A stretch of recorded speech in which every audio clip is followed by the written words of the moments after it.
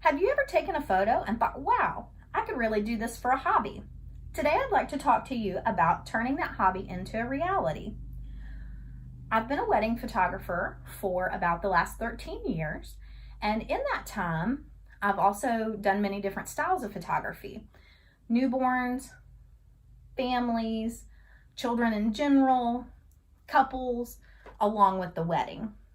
And I've also had the opportunity to host workshops, lunch and learns, and different opportunities to teach what I know about photography to aspiring amateur and professional photographers as well.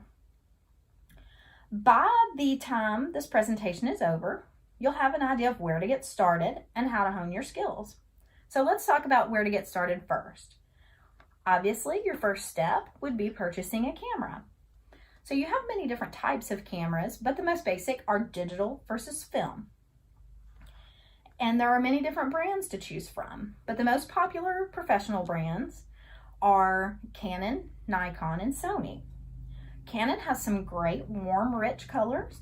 Nikon tends to be a little more on the clean and crisp side. Then you have Sony. They have a little bit more limited selection for digital cameras, but they also offer mirrorless options, which tend to be a little faster cameras.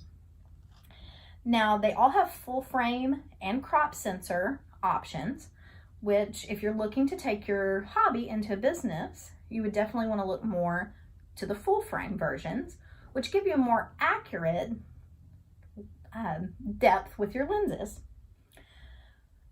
With all three brands, there aren't any major differences between picture quality. You're still going to have some great quality no matter which brand you choose, unless you're looking at the data side of your images. I personally love Canon. Like I said, they have some great warm colors, and that's what I prefer. So if you're looking for a hobby camera, you're looking at spending somewhere between a couple $100 up to $1,500. Now, looking on the professional side, you're going to spend more around $2,500 to $5,000. There are plenty of brands that offer different options that are up to more than $10,000. Another great option for amateurs or hobbyists is renting a camera. You can rent from places like lensrentals.com, borrowlenses.com, and you're looking at spending about $130 to $150 on renting a professional grade camera. Now, one thing with professional grade cameras is that they don't come with lenses with your camera. So you'll need to rent a lens as well. I recommend renting a 50 millimeter, which will run you around $50 to $60 for a week. Once you find a camera that you like, you can start to focus on what types of photography you enjoy. One thing to focus on first is who you want to photograph. You can look towards weddings or families or babies or nature or pets.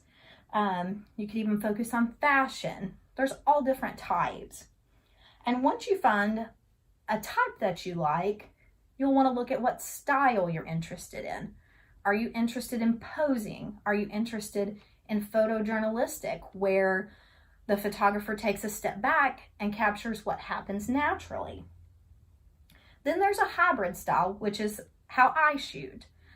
I will pose a couple and then have them interact with each other and catch their genuine reactions, which gets them how I want, and then let them do the rest. Then there's different editing styles. There's moody and light and airy and natural. Where natural, you don't do a whole lot to your images. And light and airy is very bright. There's lots of whites. And then moody is more dark and contrasty.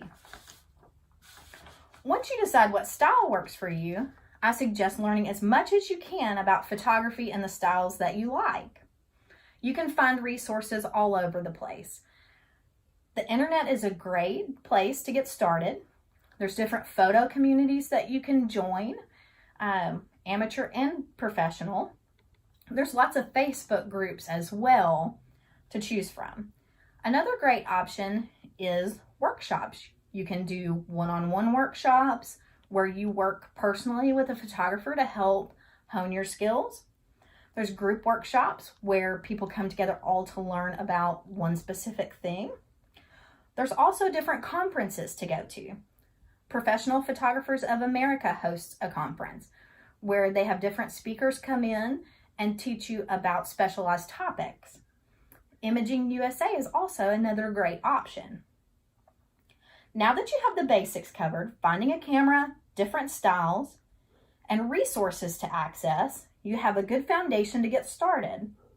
So get out there, shoot as much as you can,